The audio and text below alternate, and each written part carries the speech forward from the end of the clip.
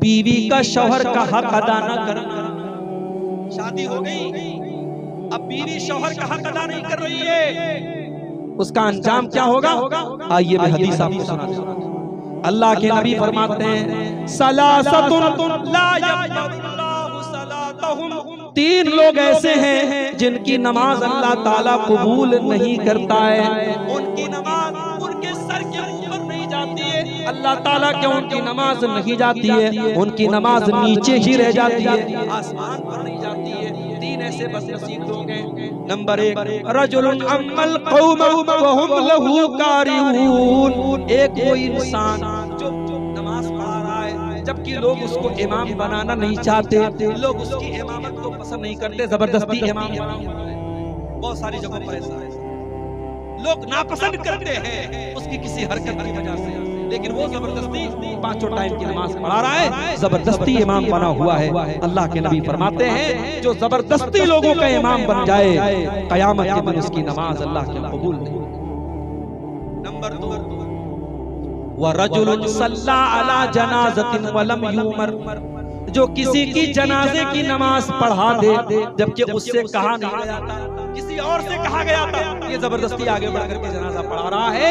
जनाजे की नमाज बगैर इजाजत पढ़ाने वाला, उसके लिए भी अल्लाह के नबी फरमाते हैं उसकी नमाज अल्लाह ताला के। और नंबर तीन, वमरातुन दाहा ज़ौजुहा, और वो औरत जिसका शौहर उसको बिस्तर पर बुला रहा है, जिसका शौहर अपना हक अदा करने के लिए उसको बुला रहा है, और वो इनकार कर रही है। ये बहुत बड़ी बात है।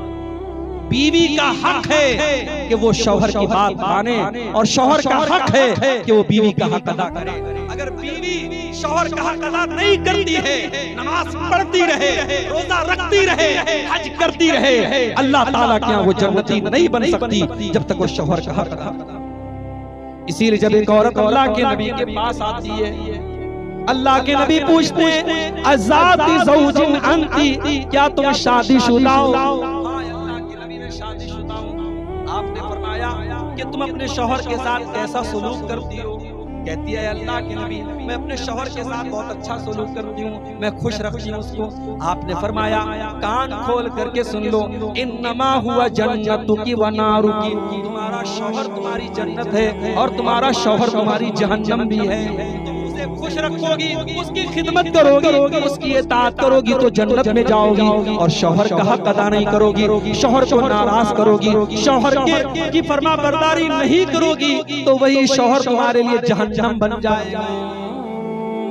आज बहुत सारी औरतें जलसे में जाती हैं, तकरीर सुनती हैं रात दिन, मगर शौहर से ढंग से बात नहीं करती, शौहर से सीधे बात नहीं करती है। मेरी माँ और बहनों, आपकी नमाज, आपकी दीनदारी बेकार है अगर आपका शौहर आपसे खुश नहीं है, अगर आप अपने शौहर को खुश नहीं रखती हैं और उसका हक अदा करना। और आगे बढ़िए, नंबर 7, सातवीं चीज जो हमारी नेकियों को बर्बाद कर देने वाली है, औरत का खुशबू लगा करके घर के बाहर निकलना।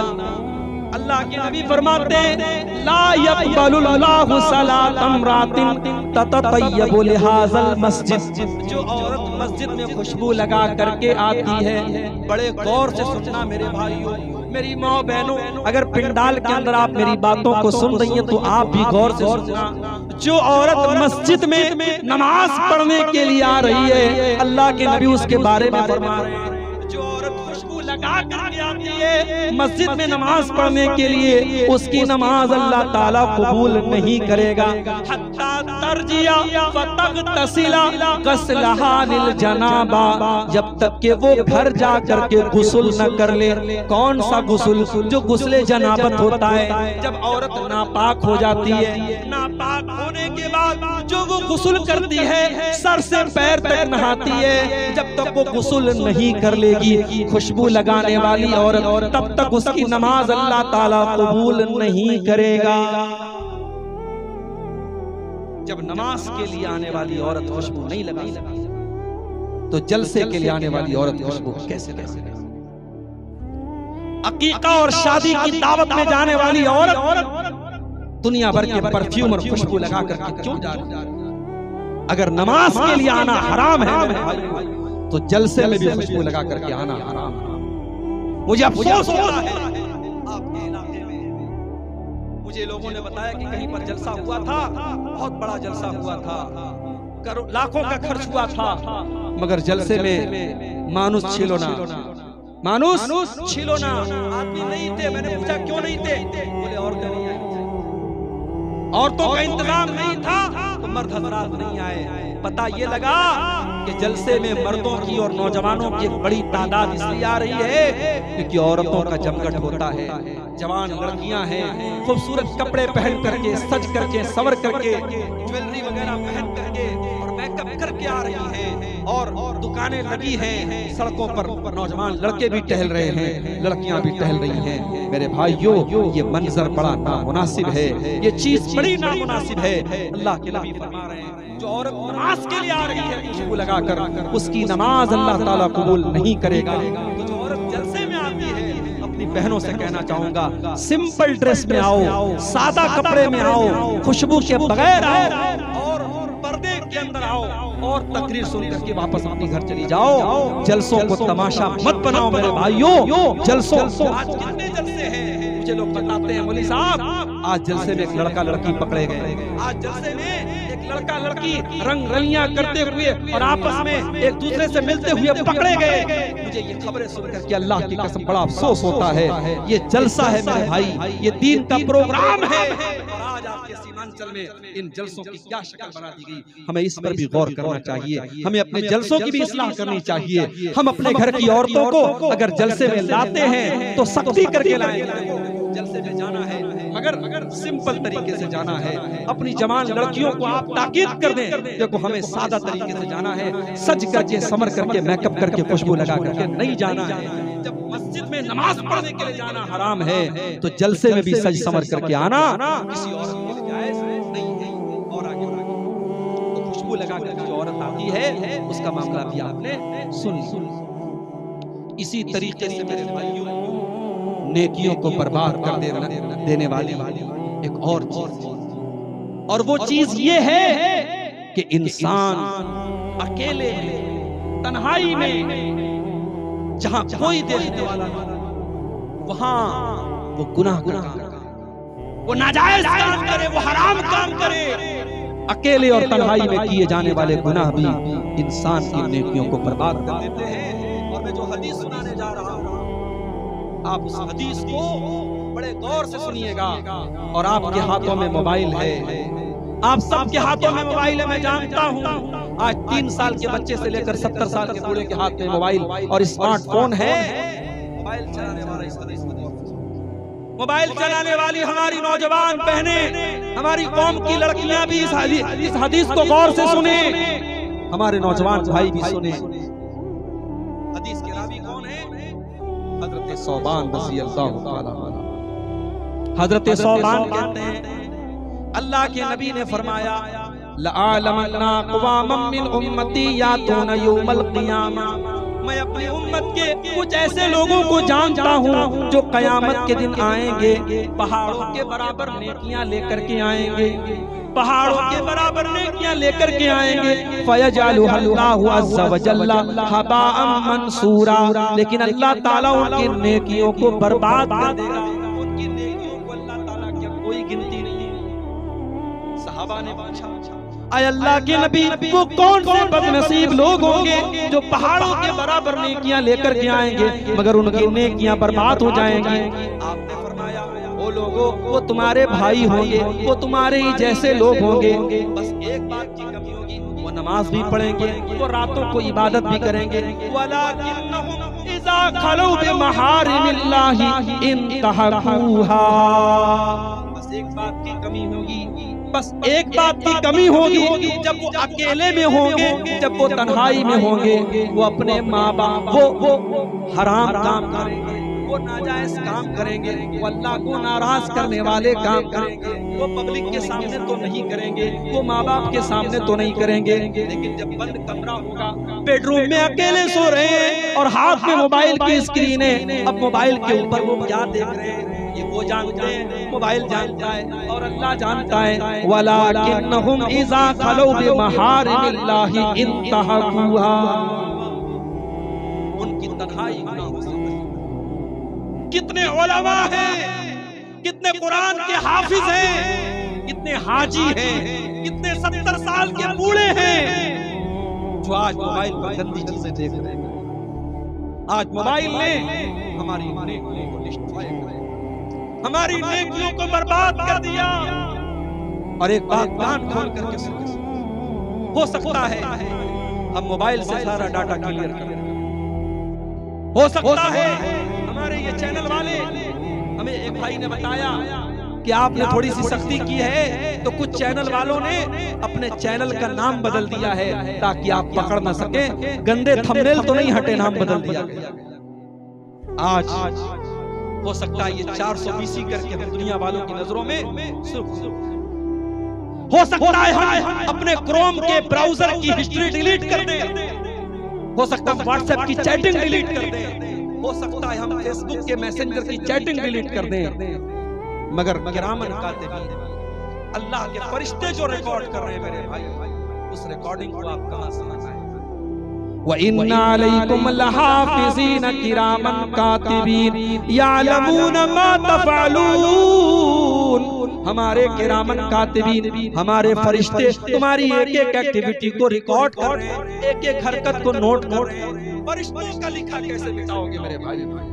फरिश्ते तो एक एक हरकत को लिखते हैं। इसलिए खबरदार हो जाओ और अपनी तन्हाई को से बचाओ। तन्हाई में किए जाने वाले गुनाह हमारी नेकियों को खा जाए। इसी तरीके से एक और चीज है जो हमारी नेकियों को बर्बाद कर देती है, और वो क्या है? रिश्तेदार से रिश्ता काटना। रिश्तेदार से रिश्ता काटने वाले की नेकियां भी बर्बाद हो जाएंगी। अल्लाह के नबी फरमाते हैं ला यदखुलुल जन्नत कातिउ रहमिन, रिश्ता काटने वाला जन्नत में नहीं जाएगा। भाई भाई से रिश्ता काट के बैठा है, चाचा भतीजे से रिश्ता काट के बैठा है, भाई बहन से रिश्ता काट के बैठा है, बाप बेटे से रिश्ता काट के बैठा है। कान खोल करके सुन लो मेरे भाई, रिश्ता काटने वाला जन्नत में नहीं जाएगा। इसलिए अगर आपने किसी से रिश्ता काटा है तो जाओ सुलह कर लो, सफाई कर लो, माफी मांग लो, इससे पहले कि माफी मांगने का टाइम खत्म हो जाए मेरे भाइयों। जाकर और आपके बात बताऊं, अल्लाह के नबी फरमाते हैं सही मुस्लिम की रिवायत, हर सोमवार के दिन और हर जुमेरात के दिन, हर मंडे को और हर थर्सडे को, हर सोमवार और हर बृहस्पतिवार, गुरुवार, हफ्ते के 2 दिन जन्नत के दरवाजे खोल दिए जाते हैं। अल्लाह के नबी फरमा रहे सोमवार के दिन, जुमेरात के दिन जन्नत के दरवाजे खोल दिए जाते हैं और हर उस इंसान की बख्शिश कर दी जाती है, हर उस इंसान को माफ कर दिया जाता है जो अल्लाह के साथ शिर्क न करता हो, जो शिर्क न करता हो उसको माफ कर दिया जाता है। सिवाय 2 लोगों के। अगर आपके गांव में ऐसे कोई 2 लोग हों तो सुन ले, वो अल्लाह के नबी ने फरमाया 2 लोगों की बख्शिश नहीं होती। कौन? जिनके दरमियान आपस में कीना कपट, जिनके दरमियान आपस में दुश्मनी हो, कीना हो, उनकी बख्शिश नहीं होती है। न सोमवार के दिन होती है, न जुमेरात के दिन होती है। अल्लाह फरिश्तों से कहता है अनज़िरू हाज़ैनि हत्ता यस्तलिहा, अनज़िरू हाज़ैनि हत्ता यस्तलिहा, ऐ मेरे फरिश्तों इनके ऊपर नजर रखो। अगर ये सुलह कर ले, अगर ये मेल मिलाप कर ले, तब तो इनको जन्नत में डालना है, तब तो इनकी बख्शिश करना है। और अगर ये आपस में झगड़ा रखेंगे, अगर आपस में ये लड़ते रहेंगे, तो फिर इनकी बख्शिश नहीं होगी। मेरे भाइयों, आपस में कीनों को खत्म कर दो, दुश्मनियों को खत्म कर दो। जरूरी नहीं है कि जब आप सही हो तभी खत्म कर दो, जब आप गलत हो तभी खत्म कर दो। नहीं, आप सही है, सामने वाला गलत है, आपको पता है वो गलत है, मगर झगड़ा खत्म करने के लिए अगर आप केस को खत्म कर दें, झगड़े को खत्म कर दें और मामले को खत्म कर दें, अल्लाह के नबी फरमाते हैं मैं गारंटी लेता हूँ जन्नत के बीचों बीच एक मकान की उस इंसान के लिए जो हक पर रहने के बाद भी झगड़ा छोड़ दे। तो मेरे भाइयों, चंद चीजें थी जो मैंने आपके सामने बयान किया। ये वो गुनाह हैं कि अगर हम इनसे बचेंगे तो इंशाअल्लाह हमारी नेकियां सेफ रहेंगी, और अगर हम इन गुनाहों से नहीं बचे तो हमारी नेकियां डिस्ट्रॉय हो जाएंगी, हमारी नेकियां बर्बाद हो जाएंगी। ये चंद सवालात आए हैं, इनको देख लेते हैं। एक सवाल आया है कि एक ही गुनाह बार बार कर रहे हैं, गुनाह के बाद शर्मिंदा होते हैं लेकिन फिर भी वो गुनाह हो जाते हैं, उसका सॉल्यूशन क्या, उसका तरीका क्या? देखिए गुनाह अगर आप कर रहे हैं और आपको ये एहसास है कि आप गुनाह कर रहे हैं, बहुत गौर से सुनिएगा, अगर गुनाह के बाद ये एहसास है कि हम गुनाह कर रहे हैं, ये एहसास भी बहुत बड़ी नेमत है, ये एहसास भी बहुत बड़ी नेमत है। अगर गुनाह के बाद इंसान को शर्मिंदगी हो रही है कि मैं गुनाह कर रहा हूं, ये बहुत बड़ी, इसका मतलब कि इंसान अभी सही रास्ते पर है, अभी ट्रैक पर है, अभी वापस आ सकता है। तो जब भी आपको ये एहसास हुआ, तौबा। अब जब आप तौबा करेंगे तो तौबा के अंदर 3 चीजें होना जरूरी है। तौबा का मतलब क्या होता है? आप गाड़ी चला रहे हैं, गाड़ी को मोड़ लेना, गाड़ी को यू टर्न ले लेना, यही तौबा है। तौबा का मतलब क्या है? आप गलत रास्ते पे जा रहे थे, अब आप सीधे रास्ते पे चले आए, वापस चले, अपने रास्ते पे वापस चले। तो तौबा के अंदर 3 शर्त है। पहली शर्त, इंसान को अपने गलत काम पर शर्म आए, शर्मिंदगी हो। दूसरी शर्त, उस गुनाह को फौरन छोड़ दे। और तीसरी शर्त, आइंदा उस गुनाह को पक्का ना करने का पक्का इरादा करें। आप कमिटमेंट कीजिए अल्लाह ताला। जब आप तौबा कीजिए ना तो कमिटमेंट कीजिए। जैसे हमारे बहुत सारे नौजवान लड़के होते हैं, वो मास्टरबेशन अपने हाथों से ज़िना करते हैं, अपने हाथों से ज़िना करते हैं, और एक बड़ी तादाद में हमारे नौजवान लड़के इस गंदगी में मुब्तला हैं। और डॉक्टरों की बात तो मैं नहीं जानता, लेकिन हकीमों का कहना है कि ये नौजवान लड़कों की शादीशुदा जिंदगी के लिए ये चीज बड़ी खतरनाक है। जो लड़के इस बीमारी में मुब्तला होते हैं, आगे जब शादी होती है उनकी शादीशुदा जिंदगी बर्बाद हो जाती है। तो अगर कोई नौजवान हमारा भाई इस गंदगी में पड़ा हुआ है, मैं बड़े दर्द के साथ उससे कहता हूं, तुम रात में उठो और वजू करके तहज्जुद की नमाज पढ़ो, और तहज्जुद की नमाज पढ़ के अल्लाह की बारगाह में गिड़गिड़ा के दुआ करो कि अल्लाह ये गंदी आदत तुम मुझे छोड़ा। और अगर ये गंदी आदत आपको मोबाइल की वजह से हो रही है, आप कसम खा लीजिए कि मैं रात में इशा के बाद मोबाइल नहीं चलाऊंगा। आप कसम खा लीजिए कि मैं रात में इंटरनेट इस्तेमाल नहीं करूंगा। जब तक आप ऐसा कोई कमिटमेंट नहीं करेंगे, आप बुराई पर कंट्रोल नहीं पा सकते। शैतान हमारी खून की रगों के साथ दौड़ रहा है, शैतान हम सब के साथ लगा हुआ है मेरे भाइयों, इसलिए हमें अपने आप को मजबूत करना पड़ेगा।